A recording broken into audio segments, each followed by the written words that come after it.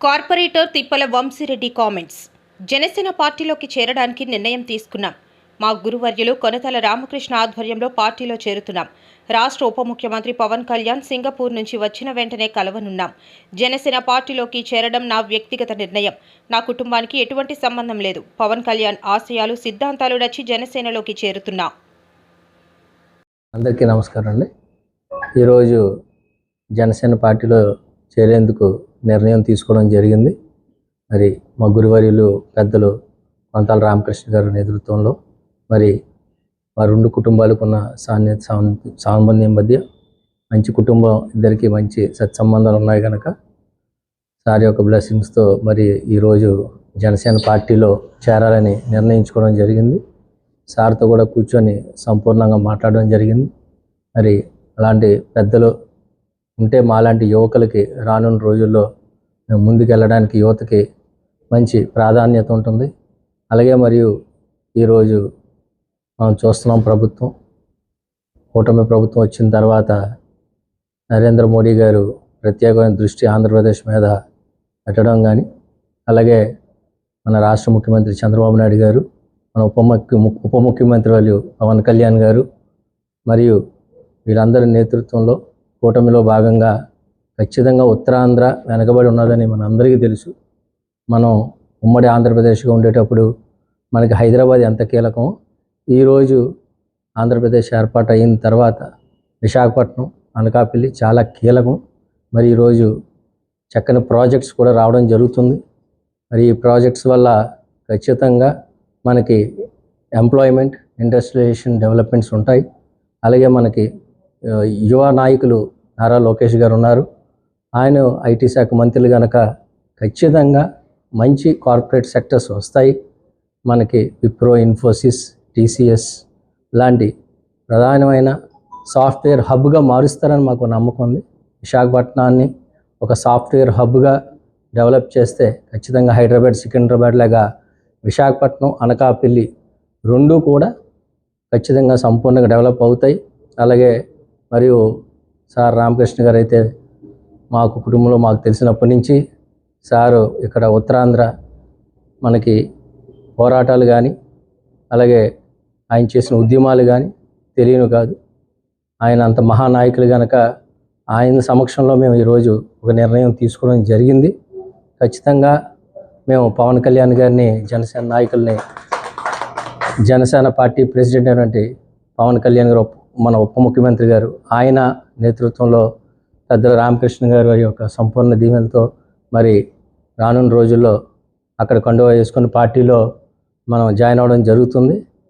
మరి ఈ అవకాశం కల్పించిన మీడియా మిత్రులకు, ఇక్కడ టీటీడీ చైర్మన్ గా బొమ్మన కరుణాకర్ రెడ్డి గారు టీటీడీని ఆదాయ వనరుగా చూశారు. టికెట్లు అమ్ముకునే దగ్గర నుంచి, వాటర్ బాటిల్ అమ్ముకునే దగ్గర నుంచి, డాలర్ల మాయం దగ్గర నుంచి, అనేక కళ్యాణోత్సవంలో తాలిబొట్ల కుంభకోణం దగ్గర నుంచి, కేవలం భక్తితో కాకుండా భక్తుల సౌకర్యాల కోసం చైర్మన్ గా విధులు నిర్వహించాల్సినటువంటి వ్యక్తి రోజుకి కొన్ని వందల టికెట్లు అమ్ముకోవడం జరిగింది. మీ కుటుంబాల్లో జరిగేటువంటి సాంప్రదాయాలు ఏంటివి? మీ కొడుకు కూతుర్ల యొక్క వివాహాల్ని ఏ సాంప్రదాయంగా చేశారు? ఈరోజు మీరు టీటీడీ మీద కానీ, హిందుత్వం మీద కానీ మాట్లాడేటువంటి నైతిక హక్కు మీకుందా? టీటీడీ చైర్మన్ గా పనిచేసినటువంటి వ్యక్తి ఇతర మత ఆచారాలతో కుటుంబంలో ఈ రోజుకి కూడా మొన్న జరిగినటువంటి కొడుకు వివాహం కానీ, ఈ రోజుకి కానీ నీ కుటుంబంలో జరిగేటువంటి ప్రార్థనలు ఏంటివి, పూజలు ఏంటివి బహిరంగంగా చెప్పే దమ్ముందా? ఇది ప్రపంచంలో ఉన్నటువంటి భక్తులందరికీ తెలుసు. జగన్మోహన్ రెడ్డి గారు ముఖ్యమంత్రిగా ఉన్నప్పుడు తిరుమల తిరుపతి దేవస్థానం ఎంత అప్రదిష్ట పాలైందో సామాన్య భక్తులు అక్కడికి వెళ్లి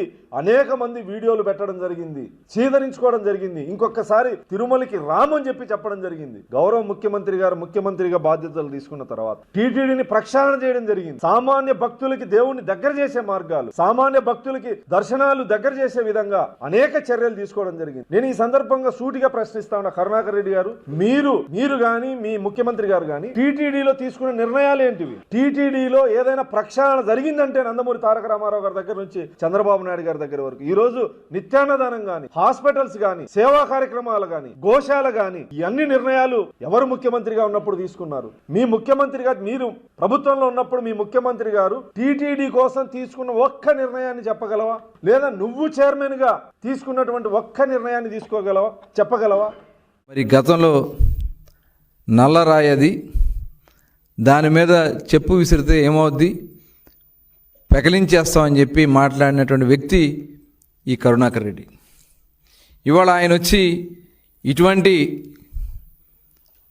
ప్రశాంతతకు భంగం కలిగించే విధంగా ఇటువంటి ఆరోపణలు చేసే కార్యక్రమానికి వైఎస్ఆర్ పార్టీ నాయకులు దిగజారుతూ ఉన్నారంటే ఇవాళ మనం అందరం కూడా ఆలోచించాల్సినటువంటి విషయం.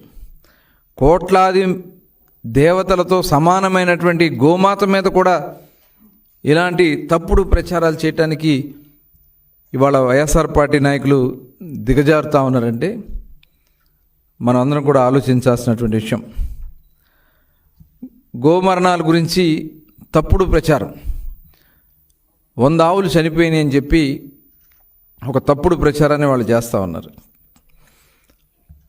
మామూలుగా గోశాలలో దాదాపు 2600 గోవులు ఉంటే అక్కడ వృద్ధాప్యం వల్ల కానీ, లేదైతే డెలివరీలో ఇబ్బందుల వల్ల కానీ, వ్యాధుల వల్ల కానీ యావరేజ్న ఒక 10 ఆవులు మరి అక్కడ మరణిస్తూ ఉంటాయి. దాన్ని కూడా ఇవాళ ఒక తప్పుడు ప్రచారాలు చేయడానికి ప్రయత్నం చేస్తూ ఉన్నారంటే మనం అందరం కూడా ఆలోచించాల్సినటువంటి విషయం. గడిచిన 3 నెలల్లో వృద్ధాప్యంగా కానీ, ఏదైతే మనం చెప్పినటువంటి వ్యాధుల వల్ల కానీ 40 ఆవులు మృత్యువాత పడితే అవన్నీ ఒకసారి చనిపోయినాయి, 100 ఆవులు చనిపోయినాయి అని చెప్పి తప్పుడు ప్రచారాలు చేస్తూ ఉన్నారంటే, అది కూడా ఫోటోలు, ఎక్కడో చనిపోయినటువంటి ఆవుల ఫోటోలు తీసుకొచ్చి అవి చూపించి ప్రచారం చేయడానికి మరి దిగజారుతూ ఉన్నారంటే ఇవాళ మనం అందరం కూడా ఆలోచించాల్సినటువంటి విషయం.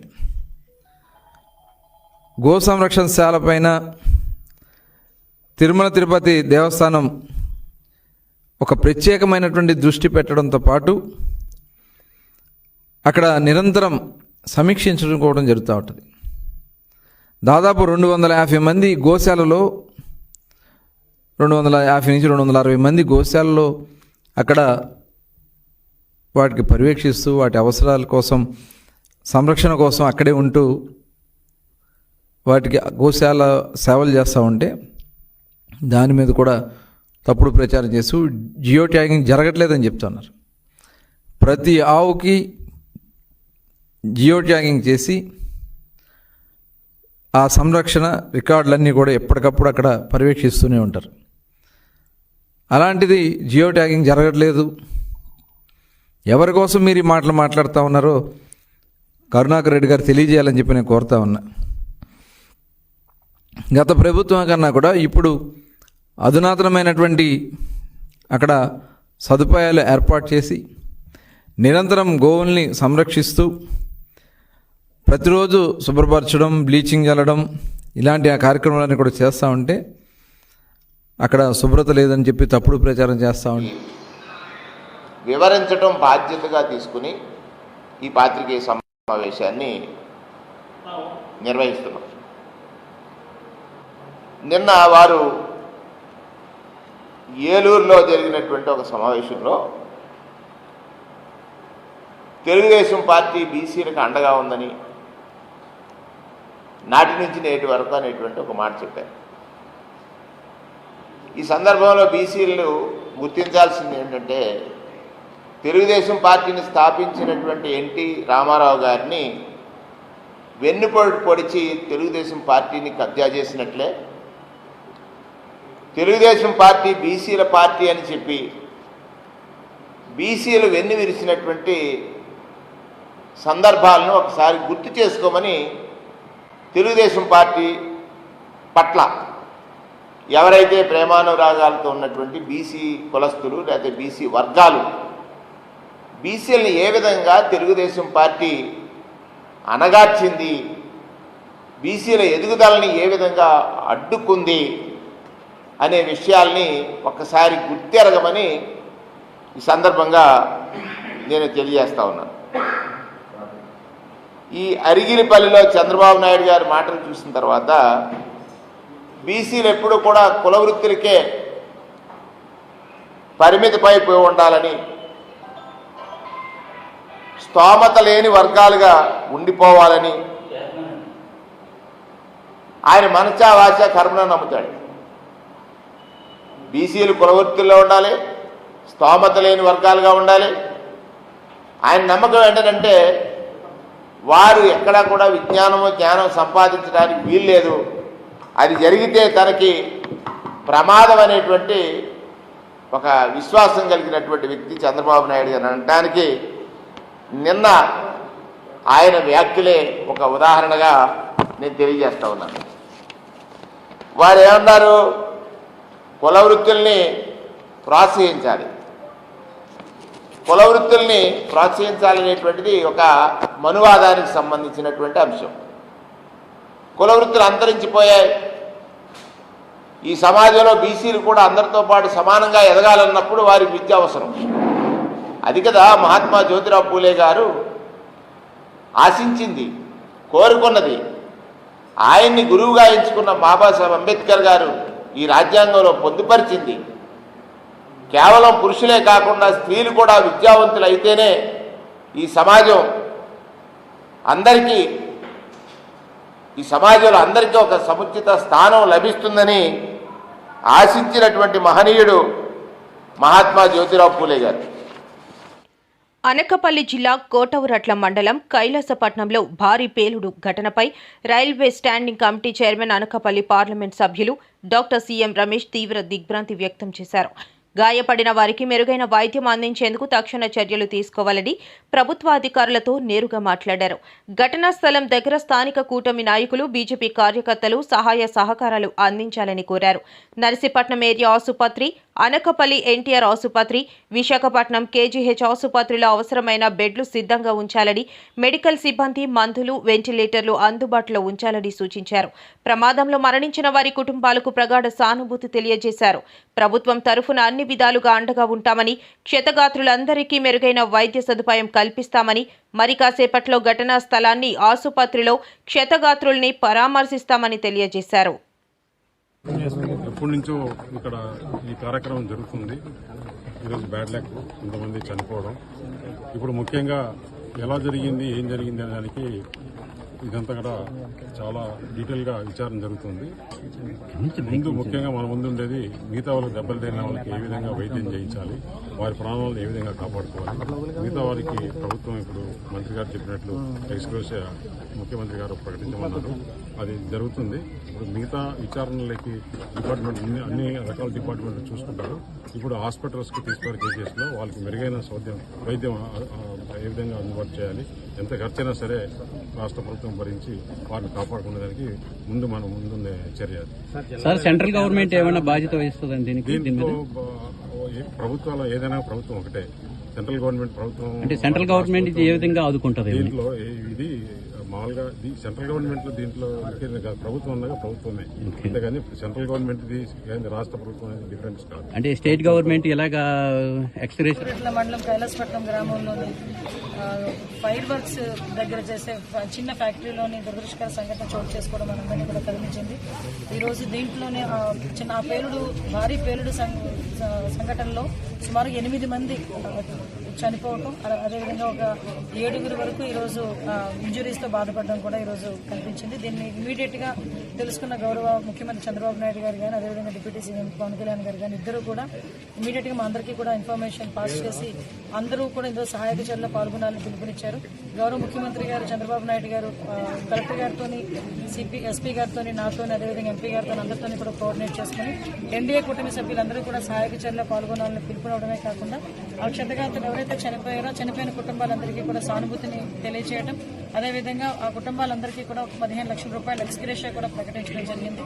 యాజ్ పర్ మనకి ఫైర్ యాక్సిడెంట్ జరిగితే గవర్నమెంట్ ఇచ్చే డబ్బుల కన్నా ఈరోజు 3 times ఎక్స్ట్రాగా కుటుంబాన్ని ఆదుకోవాలనే ఉద్దేశంతో ఈరోజు గవర్నమెంట్ చిత్తశుద్ధితో పనిచేసి ఈరోజు గవర్నమెంట్ అనౌన్స్మెంట్ కూడా చేయడం జరిగిందండి. అదేవిధంగా ఇక్కడ ఇంచుమించుగా 6 పోస్ట్ మార్టం జరగడం, అదేవిధంగా ఒక 2 అనకాపల్లి దగ్గర పోస్ట్ మార్టం చేయడానికి కూడా ఈరోజు సిద్ధపడ్డాం. అదేవిధంగా ఇక్కడ 3 ఇంజురీస్ అయిన వాళ్ళు ఇక్కడ 3 ఉన్నారు. మిగతా 6 కూడా మిగతా వాళ్ళందరినీ కూడా కేజీహెచ్కి తరలించి అక్కడ మెరుగైన వైద్యం అందించడానికి కూడా ఈరోజు గవర్నమెంట్ సిద్ధపడింది. చాలా దురదృష్టకర సంఘటన. ఈ సంఘటన జరగడానికి గల కారణాలు కూడా ఇన్వెస్టిగేషన్ చేస్తున్నాం. అదేవిధంగా క్లూస్ టీమ్, అదేవిధంగా ఫోరెన్సిక్ డిపార్ట్మెంట్ వాళ్ళు, పోలీస్ డిపార్ట్మెంట్ వాళ్ళు కూడా ఇమీడియట్ గా అది ఎందువల్ల జరిగిందనే రిపోర్ట్ కూడా 1 or 2 days లో ఇవ్వడం జరుగుతుందండి. దీని మీద సమగ్రమైన విచారణ జరిపిస్తాం. ఫ్యాక్టరీకి లైసెన్స్ కూడా ఉందండి. 26th వరకు లైసెన్స్ కూడా ఉంది. 2026 వరకు లైసెన్స్ ఉంది. సేఫ్టీ మెజర్స్ అన్ని కూడా పాటిస్తున్నట్టుగా అక్కడ మేము 20 సంవత్సరాల నుంచి చేస్తున్నాను. వీళ్ళు వృత్తే అది 20 సంవత్సరాల నుంచి చేస్తున్నారు. ఇక్కడ ఇందులో పనిచేసిన చాలా మంది ఇంజూరీస్ అయిన వాళ్ళతో కూడా మాట్లాడితే మేము అరౌండ్ 5 years నుంచి 6 years నుంచి కూడా పనిచేస్తున్నామండి, ఇప్పుడు ఇలా జరగలేదు అన్నారు. అందువల్లనే ఎందువల్ల జరిగిందనే దానికి కారణం కూడా మేము తెలుసుకోవడానికి ఈరోజు పోలీస్ డిపార్ట్మెంట్ ఇప్పుడు మొత్తం డిస్ట్రిక్ట్ లోనే కానీ స్టేట్ లెవెల్లో ఇలాంటివి ఏదైనా ఉన్నాయేమో ఇమీడియట్ గా మేము వర్కౌట్ చేసుకుంటున్నామండి. ఎక్కడ కూడా ఇలాంటివి లేకుండా చూసుకునే బాధ్యత తీసుకుంటాం. ఫర్దర్ గా కూడా ఈ ఇండస్ట్రీ లెవెల్లో కానీ ఏ ఫ్యాక్టరీస్ లో కానీ ఫైర్ కి సంబంధించిన ఆడిట్ చేసి ప్రికాషన్స్ అన్ని కూడా తీసుకుంటాం. ఆంధ్రప్రదేశ్ రాష్ట్ర ముఖ్యమంత్రి చంద్రబాబు నాయుడు గారు ఎన్ని ఎకరాలలో ఇల్లు నిర్మించుకుంటున్నారో మీకు తెలుసా? ఇది ఎన్నో ఇల్లు మీకు తెలుసా? దీన్ని ఇల్లు అన్నామా, ప్యాలెస్ అన్నామా? నార్మల్ గా ఇల్లు అంటే ఒక 5 సెంట్లో, 10 సెంట్లో, 20 సెంట్లో ఒక కార్యక్రమంలో బాగా రిచ్ గా ఉండేటటువంటి వాళ్ళతో కార్యక్రమంలో నిర్మించుకుంటారు. కానీ ప్రస్తుత ఆంధ్రప్రదేశ్ రాష్ట్ర ముఖ్యమంత్రి 5 ఎకరాల 16 సెంట్లలో ఒక రాజమహల్ని, ఒక నారావారి మహల్ని నిర్మించుకుంటున్నారనే విషయం మీకు తెలుసా? అది కూడా దాని విలువ, స్థలం విలువే 150 కోట్లు. రేపొద్దున నిర్మించేటటువంటి ఈ నిర్మాణం ఇంకొక 150 నుంచి 200 కోట్లు, అంటే దాదాపుగా 300 నుంచి 350 కోట్ల రూపాయల విలువతో ఒక మహల్ని నిర్మించబోతా ఉన్నారు. అది కూడా సచివాలయానికి దగ్గరగా, హైకోర్టుకి దగ్గరగా, చుట్టూతా పెద్ద రోడ్లు, 4 పెద్ద రోడ్లు ఉండేటటువంటి విధంగా 5 ఎకరాల 16 సెంట్లలో 300 నుంచి 350 కోట్ల రూపాయల విలువైనటువంటి అత్యంత ఖరీదైనటువంటి ఇంటిని నిర్మించుకుంటున్నారు. దాని పేరే నారామహల్. ఆంధ్రప్రదేశ్ లోనే అలాంటి ఇల్లు ఎవరికి ఉండదు, ఒక చంద్రబాబు నాయుడు గారికి. ఆ విధంగా నిర్మించుకోబోతా ఉన్నారనేది స్పష్టంగా ఈ రోజు కనపడతా ఉంది. దానికి సంబంధించి ఆల్రెడీ భూమి పూజ కూడా అయింది. ఏ తెలుగుదేశం పార్టీ నాయకుడిని కూడా పిలవల, సాక్షాత్తు ఉప ముఖ్యమంత్రిని కూడా పిలవలేదనుకోండి, అది వేరే విషయం. కానీ ఇది చంద్రబాబు నాయుడు గారికి ఎన్నో ఇల్లు. అఫీషియల్ గా 3, అన్అఫిషియల్ గా 4. ఎందుకంటే అఫీషియల్ గా ఒకటి హైదరాబాద్ లోనే అత్యంత ఖరీదైనటువంటి జూబ్లీ హిల్స్ ప్రాంతంలో ఒక ఇంద్రభవనాన్ని తలపించేలాగా అత్యంత కట్టుదిట్టమైనటువంటి భద్రత ఉండే విధంగా అధికారంలో ఉన్నప్పుడు నిర్మించుకున్న ఇల్లు 2014 to 19. దాదాపుగా అది కూడా 300 నుంచి 350 కోట్ల విలువైనటువంటి ఇల్లు. అక్కడికి కొంచెం దూరంలో ఏదైతే ఖరీదైనటువంటి ప్రాంతంగా కొండాపూర్ అనేటటువంటి ప్రాంతం మీకు తెలుసు, అక్కడ మదీనా కూడా అంటాం. సిటీ నడిబొడ్డు కింద లెక్క వాస్తవంగా చెప్పాలంటే సిటీలోనే 5 ఎకరాల్లో ఫామ్ హౌస్. అక్కడ ఎకరం దాదాపుగా 100 కోట్ల రూపాయలు. అంటే ఓన్లీ ఫామ్ హౌస్ ల్యాండ్ కాస్టే 500 కోట్ల రూపాయలకు పైగా ఉంటుంది. దాంట్లో ఉన్నటువంటి నిర్మాణం దాదాపుగా ఇంకో 100 కోట్ల రూపాయలు వేసుకోవచ్చు. 2-3 లింగమనేని గిఫ్ట్ గా ఇచ్చినటువంటి అది కరకట్లో ఉన్నటువంటి అక్రమ నిర్మాణం. సో దాని విలువ మీకు తెలుసు 100 కోట్ల రూపాయలు ఉంటుంది. ఇప్పుడు చంద్రబాబు నాయుడు గారు నిర్మించుకుంటున్నటువంటి ఇంకో మహల్, నారా మహల్, దీని విలువ దాదాపుగా 300 నుంచి 350 కోట్లు. అంటే కేవలం చంద్రబాబు నాయుడు గారు ఇల్లే చూసుకుంటే దాదాపుగా 1500 కోట్ల రూపాయలు ఈ 4టికి సంబంధించినటువంటి కేవలం ఇల్లు. అంటే ఈ మహల్, నారా మహల్ 4వ మహల్ ఇక్కడ అమరావతిలో కట్టబోతా ఉన్నారు. ఇది ఆంధ్రప్రదేశ్ లోనే ఎవరు నిర్మించుకున్నటువంటి అతి పెద్ద భవనంగా రేపు చరిత్రకు ఎక్కబోతా ఉన్నది.